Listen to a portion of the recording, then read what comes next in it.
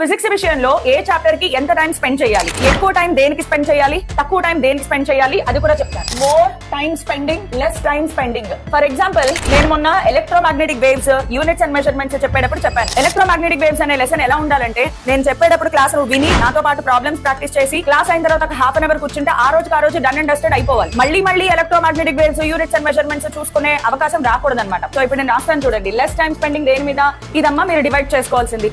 వాటిని కొంచెం ఆరాంగా చదవండి, వీటిని ఫాస్ట్ గా చదవండి. So this is how. వీటిలో కూడా మేడం నా వల్ల కావట్లేదు, ఇంకా నేను వదిలేస్తాను అని ఎవరైనా అడిగితే కనుక కొన్ని రెడ్ చాప్టర్స్ పెడతాను. ఈఎంఐ నా వల్ల కాదు అంటే వదిలేసాను. ఫ్లూయిడ్స్ అసలైంది, పిల్లలందరినీ భయపెట్టే టాపిక్ ఫ్లూయిడ్స్. మేడం ఫ్లూయిడ్స్ వదిలేస్తాను. నా సజెషన్ ఏంటంటే, ఫ్లూయిడ్స్ వదిలేయడం కన్నా కేవలం సర్ఫేస్ టెన్షన్, సర్ఫేస్ ఎనర్జీ, వీటిలో మేడం ఏసీ కొంచెం కష్టంగా ఉంది, పోనీ వదిలే పర్వాలా. గ్రావిటేషన్ ఎందుకు ఇక్కడ రాశానంటే, the moment you are strong with your electrostatics, you are strengthened your gravitation also, you have strengthened parallelly. So ఇలాగా ప్లాన్ చేసుకుని చదవండి.